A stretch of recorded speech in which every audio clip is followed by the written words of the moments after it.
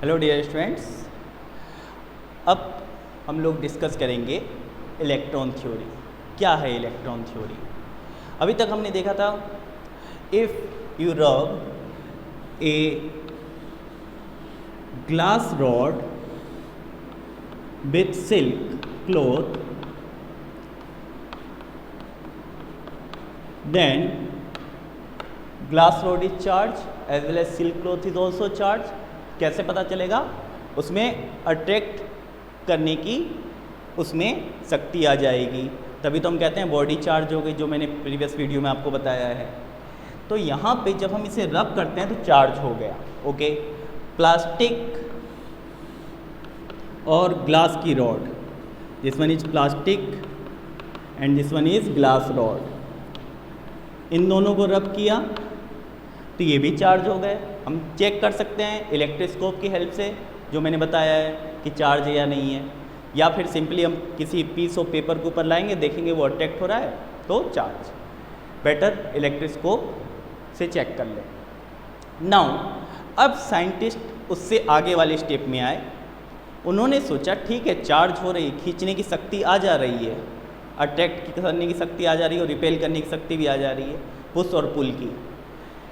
इसमें ऐसा क्या हो गया, रगड़ने से, रब करने से क्या हो गया कि इसमें पुश और पुल की शक्ति आ जा रही है, उससे पहले तो नहीं आ रही है?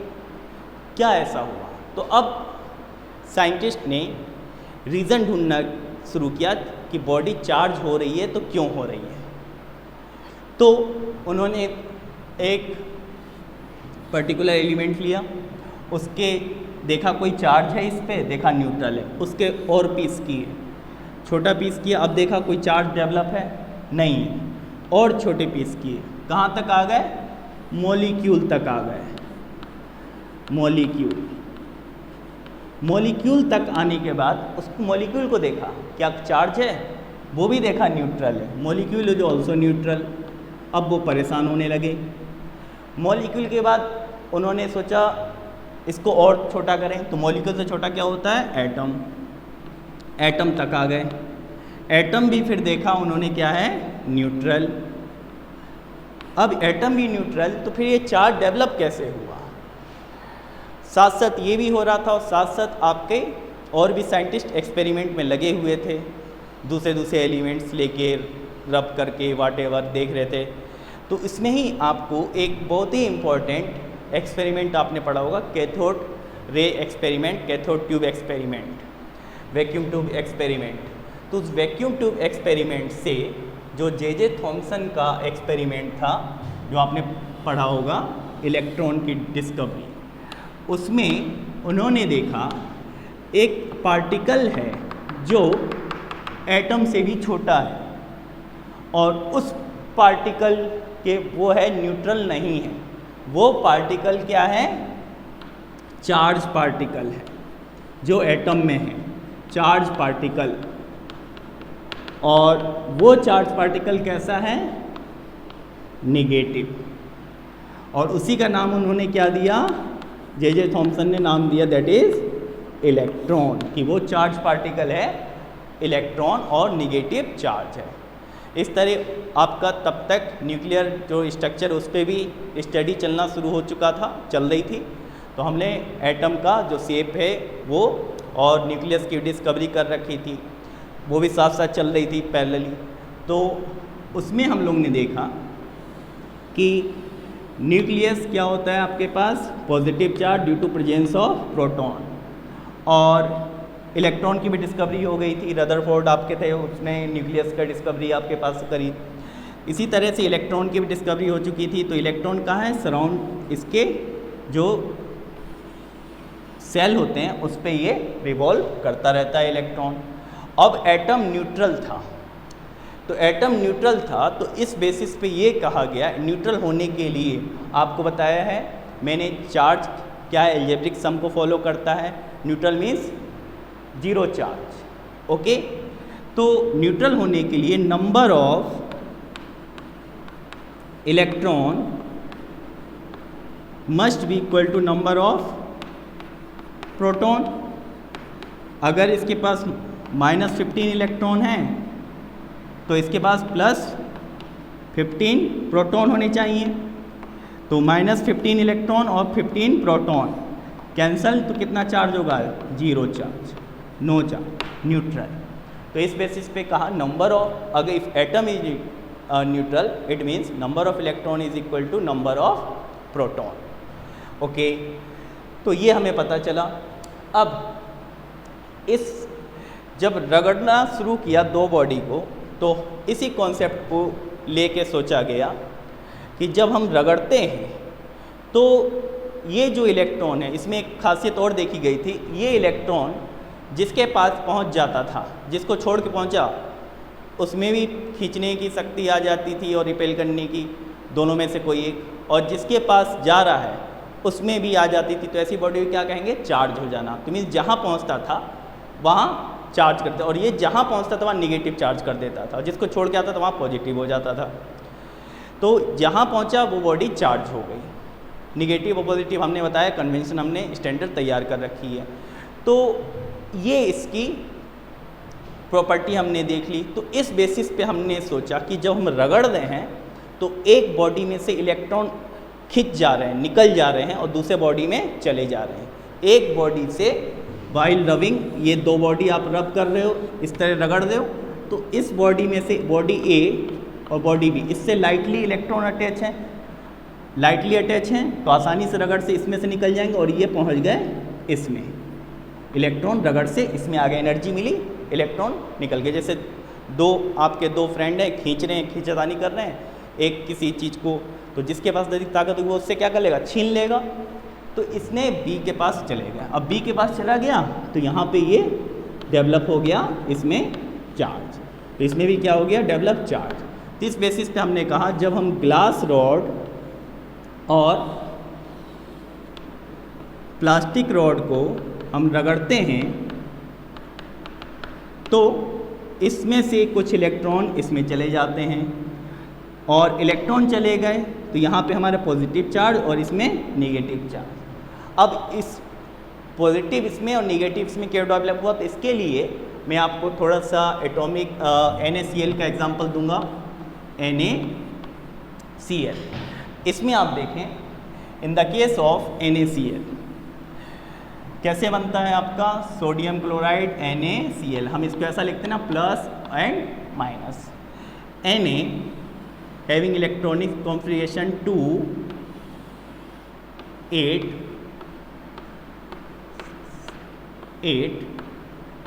and 1, and chlorine 287, 2,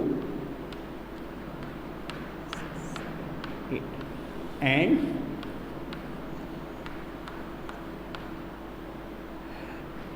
and this one is chlorine Cl।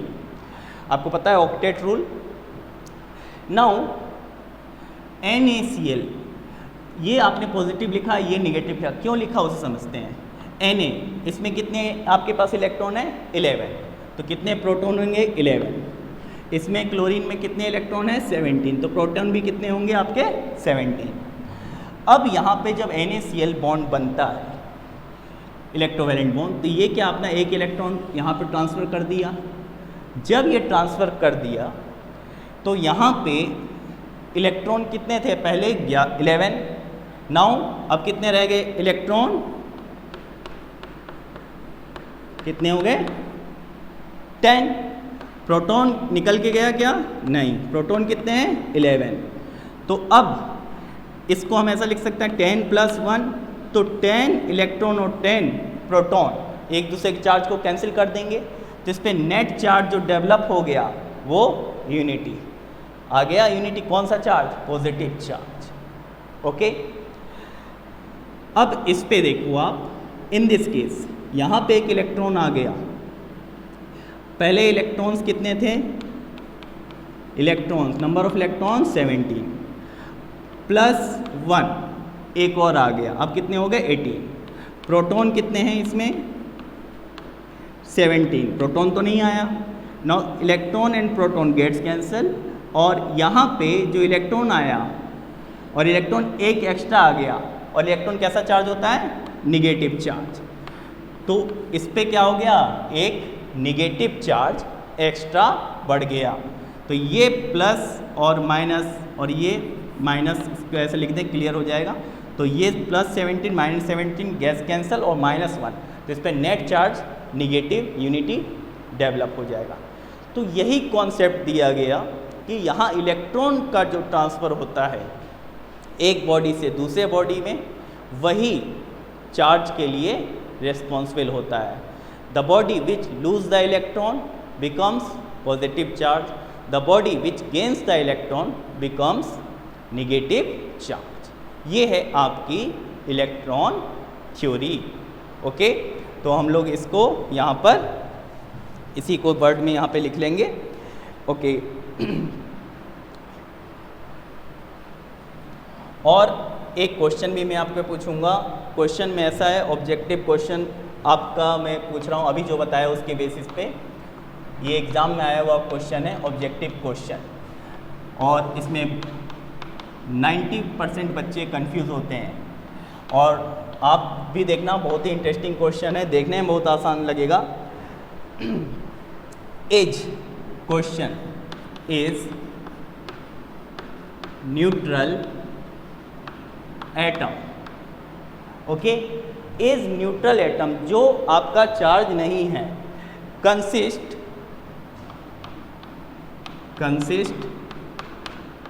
Zero charge, is neutral atom consist zero charge. First option yes, second option no, third option आपका depend on condition, depend on condition, and fourth option है none of these. Okay, तो यहाँ पर अभी आप देखा मैंने sodium का एग्जांपल दिया था 281, और एटम की बात बोल रहा हूँ, न्यूट्रल एटम 2, 8 एंड 1। क्वेश्चन पढ़ते हैं, is neutral atom consist zero charge, क्या neutral atom consist zero charge है? अभी ये न्यूट्रल एटम है, क्या इसमें जीरो चार्ज है? आप जैसे ही क्वेश्चन पढ़ोगे आप बोलोगे हाँ न्यूट्रल है, तो यस, आंसर आपका गलत होगा। जीरो चार्ज नहीं है, चार्ज तो है, नेट चार्ज जीरो है, net charge on atom is zero. इसका समझना है मीनिंग, नेट चार्ज क्या, 11 proton and 11 electron, that becomes zero. Net charge is zero, net charge is equal to zero, but it have charge है, कैसे नहीं है, 11 proton है, 11 इलेक्ट्रॉन है, तो चार्ज तो है ही, तो इसका आंसर होगा नो। तो ये आपके माइंड में बिल्कुल क्लियर होना चाहिए, net charge is zero on an atom but it have charge, charge तो है, इलेक्ट्रॉन प्रोटॉन है, कौन बोल रहा है चार्ज नहीं है। ओके, तो ये आपका क्वेश्चन क्लियर हुआ। ओके, नाउ हम इसकी डेफिनेशंस है उसमें कुछ उसको लिख लेते हैं। Due to rubbing according to electron theory, according to electron theory, due to rubbing, transferring of electron during rubbing, exchange of charge takes place. Okay, during rubbing, according to electron theory, during rubbing of two body, exchange of charge take place. This explains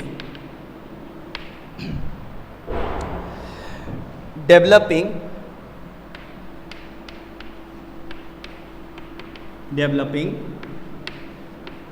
opposite charge. Okay, इसी basis पे हमने कहा कि opposite charge develop हो रहे हैं, एक जो लॉस करेगा उस पर पॉजिटिव, दूसरा जो गेन करेगा वो निगेटिव। ओके, तो इसको भी लिख लेते हैं।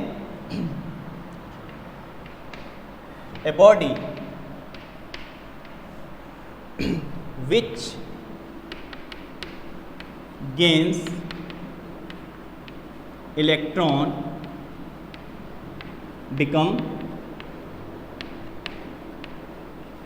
negative charge or a body have excess of electron compared to proton become negative charge, become negative charge. ठीक है, मैंने एग्जाम्पल समझा भी दिया। A body which gains electron, electron लेगा, निगेटिव चार्ज बढ़ेंगे, जिस तरह क्लोरीन पे निगेटिव चार्ज बढ़े बिकम्स निगेटिव चार्ज, और a body have excess of electron compare to proton becomes negative charge. Okay, now next, a body okay which loses electron become positive charge। Okay, a body which loses electron become positive charge, sodium के case में। Okay, और a body have less number of proton, less number of electron. ठीक है, यहाँ excess of electron, यहाँ less number of electron compare to proton become positive charge, become positive charge. Okay, less number of electron compare to proton, तो obviously positive charge अधिक होंगे, तो body क्या हो जाएगी, बिकम्स पॉजिटिव चार्ज। तो simple से कॉन्सेप्ट है, अगर इलेक्ट्रॉन किसी बॉडी में मोर हैं कंपेयर टू प्रोटॉन तो बॉडी निगेटिव चार्ज होगी, इलेक्ट्रॉन कम है प्रोटॉन से तो बॉडी पॉजिटिव चार्ज होगी। तो ये हमारे पास इलेक्ट्रॉन थ्योरी का जो है कॉन्सेप्ट था, और इसी बेसिस पे कहा गया ड्यूरिंग रविंग हमारा ये ट्रांसफ़र होते हैं। तो ये क्लियर हो गया होगा आपको। नाउ एक और इंटरेस्टिंग क्वेश्चन है, can we charge our body by transferring of electron. Question आपके पास लिख रहे हैं, क्वेश्चन उसमें हम लोग लिख रहे हैं can okay we make positive, can we make a body charge by transferring of proton, क्या हम प्रोटॉन को ट्रांसफ़र करके बॉडी चार्ज कर सकते हैं। देखिए फिर से मैं एग्जांपल लूँगा, sodium 2 3 4 5 6 7 8 and 1 and chlorine 2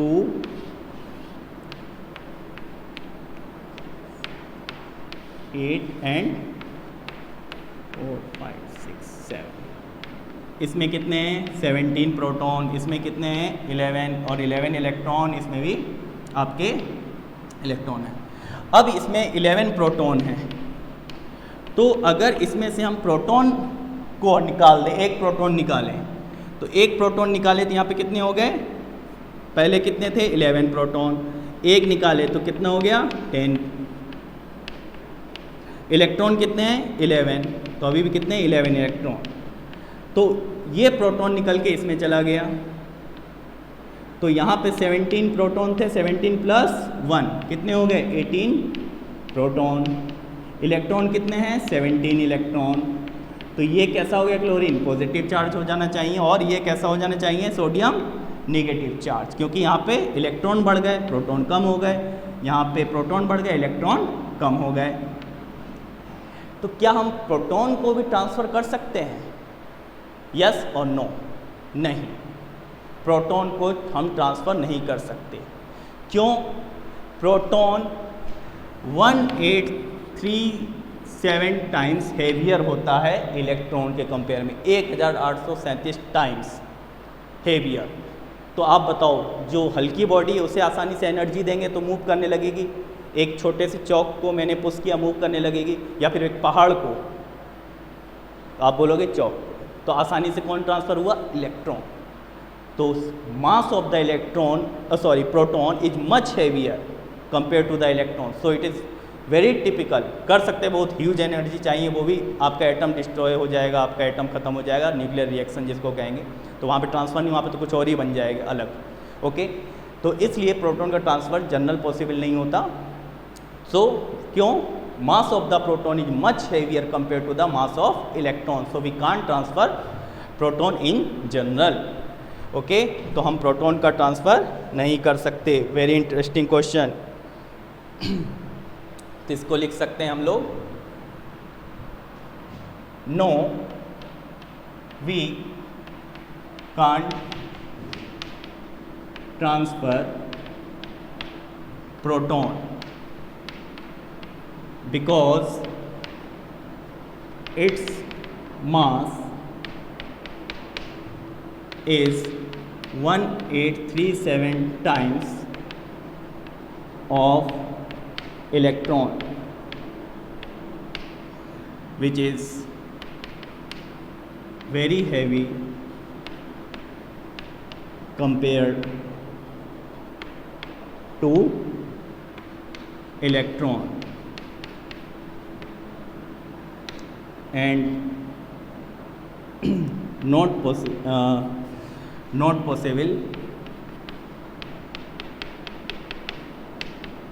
in general to transfer proton. Okay, तो ये आपकी रीज़न आ गया, no we can't transfer proton. यहाँ पे लिखा है ना, because its mass is 1837 times of electron, which is very heavy compared to electron and not possible in general to transfer proton. तो आई होप आपको ये क्लियर हो गया होगा। ओके, नाउ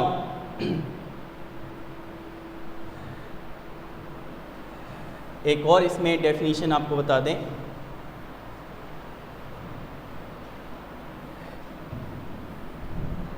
ये पहले भी आपको बताया, electrification, giving charge to a body, किसी बॉडी को चार्ज कर देना, उसी को हम लोग क्या कहते हैं, इलेक्ट्रिफिकेशन। नाउ एक और क्वेश्चन है आपका कि हमारे पास सन है, सन पे भी आपके पास रेडिएशन होते हैं। नाउ क्वेश्चन है, सन से क्या कोई चार्ज हमारे अर्थ पर आता है? This is our earth. तो सन से क्या कोई चार्ज आता है? अब सन और अर्थ के बीच में हमारा क्या है, वैक्यूम। एटमॉस्फेयर अर्थ पे है, सन और अर्थ के बीच में वैक्यूम है, और वैक्यूम मीन्स कुछ भी नहीं, फ्री स्पेस। और चार्ज किसकी property, inherent property of mass, particle की। और वैक्यूम में क्या कोई पार्टिकल है? There is no particle. Okay, तो charge always contained by the matter. तो चार्ज हमेशा, क्वेश्चन पूछ लेते हैं, क्या सन से कोई चार्ज आ सकता है अर्थ पर? नहीं आता। क्यों? Charge always contained by the matter, और यहाँ पे क्या है, वैक्यूम है, कुछ नहीं है, मैटर है ही नहीं, तो आएगा कैसे? तो इसलिए चार्ज नहीं आ सकता। क्योंकि मैटर पे ही चार्ज डेवलप होता है। ओके, तो हम यहाँ पे लिख लेते हैं एक vacuum, no particles available, no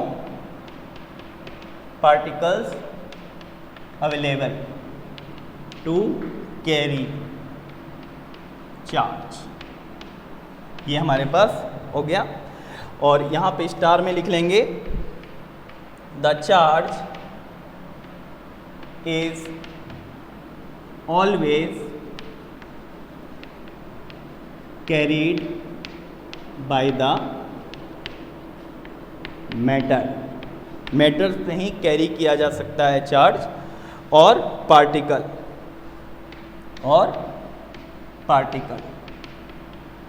so in vacuum there is no charge, there is no charge. Okay, इसलिए हमारे सन से जो अर्थ तक चार्ज नहीं आता। ओके, नाउ एक और इसमें टर्म ऐड करूंगा, मैं आपको बताऊंगा एलिमेंट्री चार्ज। इसको आप इम्पॉर्टेंट है एलिमेंट्री चार्ज, एलिमेंट्री चार्ज। ये एलिमेंट्री चार्ज क्या होते हैं तो उसको हम लोग देखते हैं। A charge on electron is, definition आ जाती है एलिमेंट्री चार्ज क्या होता है, ऑब्जेक्टिव भी पूछा जाता है कॉम्पिटिटिव एग्जाम में, एनडीए इन सब में एलिमेंट्री चार्ज क्या होता है। A charge on electron is known as elementary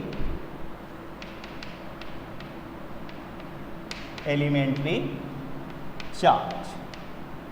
क्यों ऐसा इसको बोला गया है? Because it is the smallest charge, इससे कम चार्ज नहीं होता। फंडामेंटल पार्टिकल्स जो है इलेक्ट्रॉन, इससे कम चार्ज नहीं मिलता।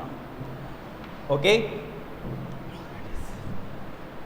बिकॉज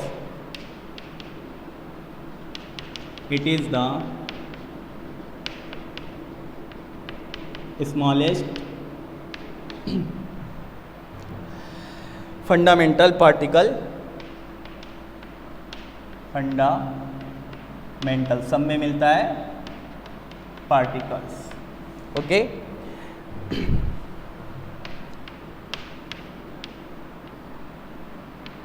denoted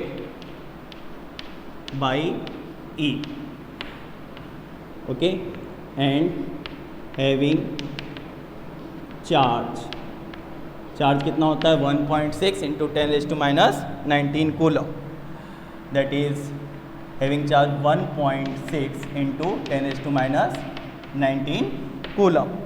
और मास इसका होता है मास of electron 9 into 10⁻31 kg।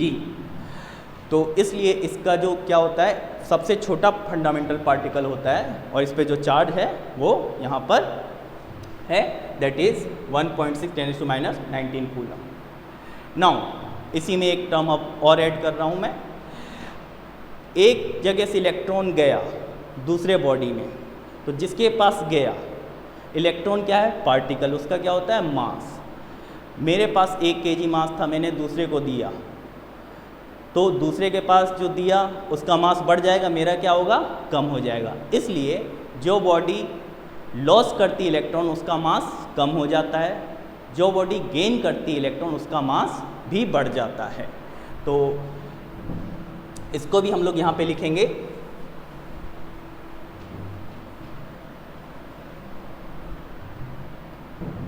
The body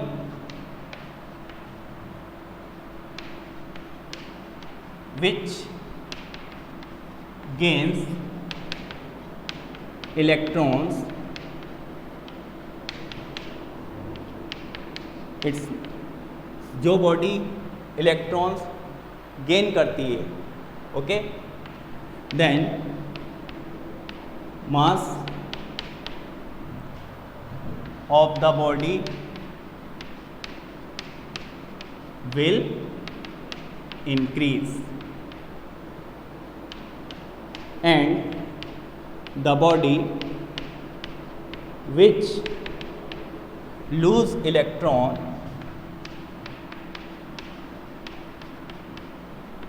okay, then mass of the